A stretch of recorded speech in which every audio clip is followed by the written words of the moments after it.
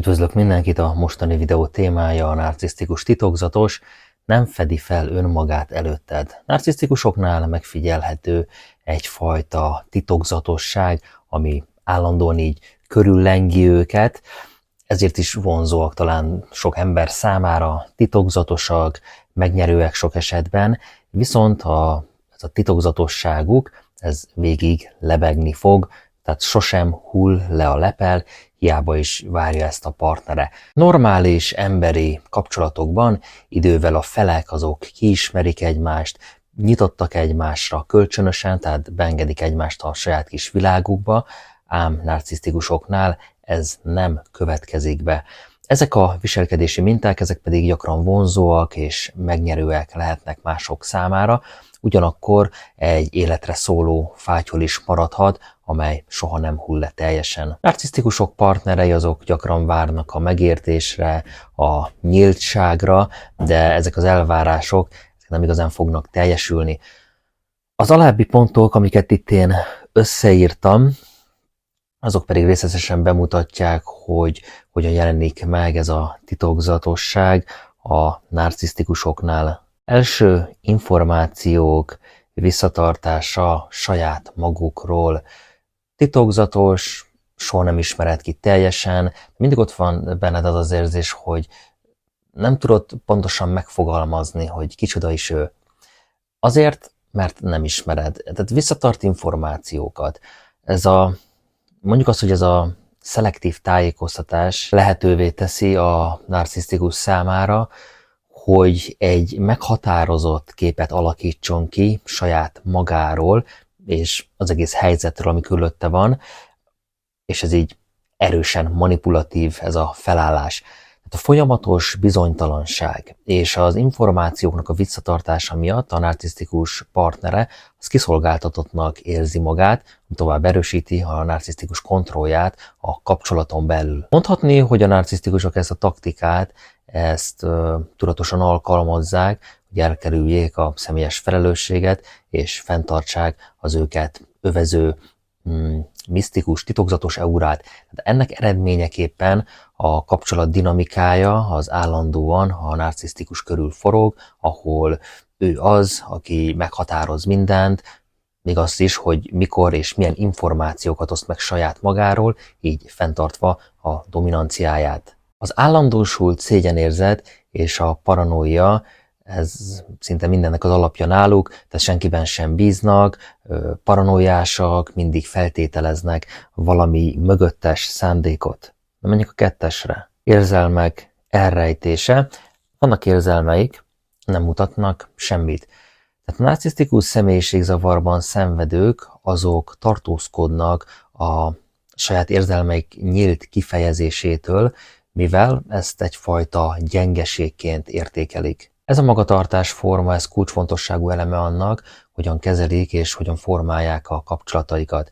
Az érzelmek elrejtés által képesek egy olyan titokzatos és megközelíthetetlen képet kialakítani saját magukról, ami távol tartja az embereket, de viszont egyfajta ilyen rejtélyes aura az, ami körülveszi őket. Ennek eredményeképpen, ha a narcisztikusok partnerei, azok nem tudnak velük mélyebb érzelmi szintű kapcsolatot kialakítani, ez pedig frusztrációhoz vezet náluk. A narcisztikusok mondhatni, hogy ezt is tudatosan használják fel arra, hogy elkerüljék a sebezhetőséget és fenntartsák a kontrolljukat a kapcsolataik felett. Ez a viselkedés náluk tehát nem csupán az érzelmek elnyomását jelenti, hanem ez egy összetett védekezési mechanizmus része, mindenáron fenn akarják tartani az erős, a független, a sebezhetetlen képet, tehát úgy van ezzel a narcisztikus, hogy nem mutathat gyengeséget, és természetesen ez a rejtett narcisztikusokra nem jellemző, tehát mint tudjuk, a rejtett narcisztikus az nagyon sokszor ábrázolja magát gyengének, elesettnek, akit meg kell menteni. Egy klasszikus, nyílt narcisztikus, az viszont ezt nem mutatja, ő mindig erős, mindig mindent jobban tud, agresszív, diktátor, titokzatosan nem enged magához közel senkit. Beszélek egy kicsit ezekről a megfigyelésekről. Titokzatosságuknak az egyik jellemzője a megfigyelés, mindent megfigyel, elraktároz, akár csak egy pszichopata, aztán előszed idővel ezeket a dolgokat, ha a helyzet úgy kívánja, mindig mindenkit megfigyel, kifigyel, és csak raktározza ezeket a kis gyűjtögetett információkat. Titokzatos, megfigyelő, nagyon sok narcisztikus, és már mint mondtam, pszichopata, a narcisztikusok ezt nagyon gyakran alkalmaznak, ilyen megfigyelési technikákat a kapcsolataikban, különös figyelmet szentelve természetesen a partnerükre, akinek a tevékenységeit közösségi médián keresztül is figyelik. Ez a fajta kifigyelés, ez lehetővé teszi számukra, hogy bőséges mennyiségű információt gyűjtsenek, amelyek fontos részleteket tartalmaznak az érintett személy életéről, a érdeklődési köréről, kapcsolatairól, főként a kapcsolatnak az elején. Ezek nagyon fontos információk számukra, vagy akkor, amikor még nincs is egyáltalán semmiféle kapcsolat, de már kilátásban van, tehát ki van szemelve a leendő partner. Ezeket az információkat pedig később úgymond stratégikusan, tehát felhasználhatják manipulációra, különösen akkor, amikor erőviszonyokat vagy egy konfliktust kell kezelniük. Megfigyelések által a narcisztikusok azok egyfajta előnyt, felsőbbrendűséget képzelhetnek el maguknak, hiszen úgy érezhetik, hogy többet tudnak a partnereikről, mint amennyit azok őróla. Ez a tudás, ez egyfajta hatalmat ad a kezükbe, amit felhasználhatnak a másik fél manipulálására, vagy akár zsarolására. Továbbá a megfigyelés és az ebből származó információgyűjtés tovább fokozza a narcisztikusoknak ez a titokzatos, domináns jellegét, ami növeli a kiszámíthatatlanság és a bizonytalanság érzetét a kapcsolataikban. Ez a viselkedés ez nem csak a kapcsolatnak az egész dinamikáját tolja el, hanem tehát az érintetteknek a bizalmát is teljesen aláshatja, hiszen idővel már ráébredhetnek az érintettek arra, hogy a tevékenységeik azok állandóan meg vannak figyelve, és nem csak, hogy ki vannak figyelve, vagy mikor mit csinál, de ezek az információkkal vissza is él sokszor a narcisztikus. Ha már megfigyelés, akkor itt a következő, ha a vége a kapcsolatnak, akkor utána is megfigyel. Még akkor is, amikor a formális kapcsolat az megszakad, a narcisztikusok nagyon hajlamosak arra, hogy továbbra is figyeljék az egykori partnerük online, de akár az offline tevékenységeit, tehát megfigyel az utcán, megfigyel az edzőteremben, megfigyel étteremben, tehát bárhol nem hagyják el egyszerűen az egykori partnerüket, hanem továbbra is figyelemmel kísérik a tevékenységeiket. Ez a folyamatos megfigyelés, ez azt jelenti, hogy ők mindig előnyben vannak, már ami az információkat illetően, amit aztán felhasználhatnak további manipulációkra. Például egy kis balhét, zavart hozhatnak az egykori ex-partnerük új kapcsolatába, tehát belekavarhatnak ebbe valamit, vagy befolyásolhatják az ex-partnerük érzelmi állapotát ezzel, vagy akár azt is elérhetik, hogy az ex-partner az még mindig érzelmileg kötődjön hozzájuk. Ez a megfigyelés, ez nem csak egy információgyűjtési módszer náluk, hanem lehetővé teszi számukra, hogy érzelmileg is jelen legyenek az egykori ex-partner életében, még akkor is, ha fizikailag már nincsenek kapcsolatban. Ez a fajta megfigyelés náluk ez egy hosszú távú stratégiát képez, amellyel a narcisztikusok biztosítják, hogy a befolyásuk az ne csökkenjen érezhetően, az ex nem tud szabadulni, a narcisztikus sok esetben gondoskodik arról, hogy valamilyen formában, de képbe kerüljön az ex-partnernél, így nem megy a leválás teljesen, az elszakadás, nem megy a felépülés sem, mert mindig talál valami módot arra, hogy tudassa, mert továbbra is jelen van, figyel, ott van. Felírtam még egyet, a játék, tehát a narcisztikus játék az itt arra kifejezésre utal, hogy a manipuláció a narcisztikus számára az több, mint csak egy eszköz. Ez egyfajta stratégiai játék, ahol az erő és a dominancia a fő cél. A narcisztikusok azok, mint tudjuk, gyakran manipulálják a körülöttük lévőket, hogy a felsőbbrendűségüket és a kontrolljukat, a dominanciájukat azt érzékeltessék, miközben fenntartják és tovább erősítik ezt a rejtélyes és megközelíthetetlen imidzsüket. Ez lehetővé teszi számukra, állandóan a figyelem középpontjában maradjanak, és így biztosítsák a környezetük csodálatát, elismerését. A narcisztikusok nagyon hajlamosak arra, hogy az interakcióikat olyan módon irányítsák, amik segítenek nekik előnyösebb helyzetbe kerülni kapcsolataikban. Ezekben a kapcsolatokban másokat használnak fel,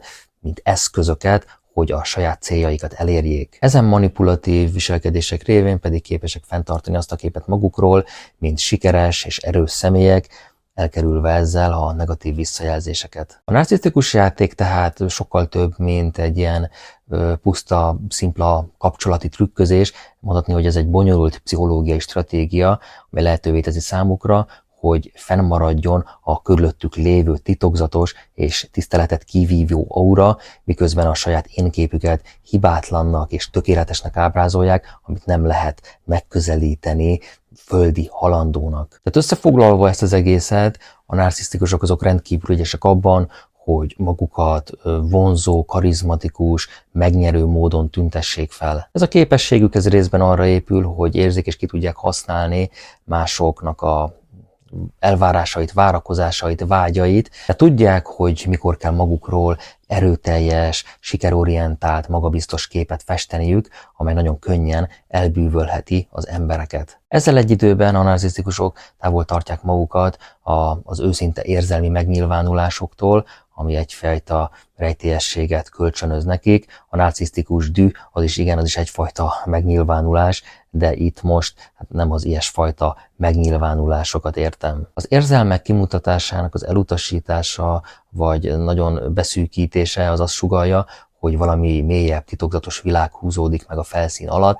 A titokzatosság másik forrása a narcisztikusok viselkedésének a kiszámíthatatlansága. Mivel a narcisztikusok fő motivációja az önértékelésük folyamatos növelése és fenntartása, nagyon gyakran, váratlanul, szeszélyesen cselekszenek, különösen akkor, ha az önértékelésüket fenyegetve érzik. Ez a kiszámíthatatlanság izgalmas és talán kihívást jelentő atmoszférát teremt, ami vonzó lehet azok számára, akik szeretik a bonyolult kapcsolatokat, a nehéz embereket, tehát hajlamosak a megmentő szerep betöltésére.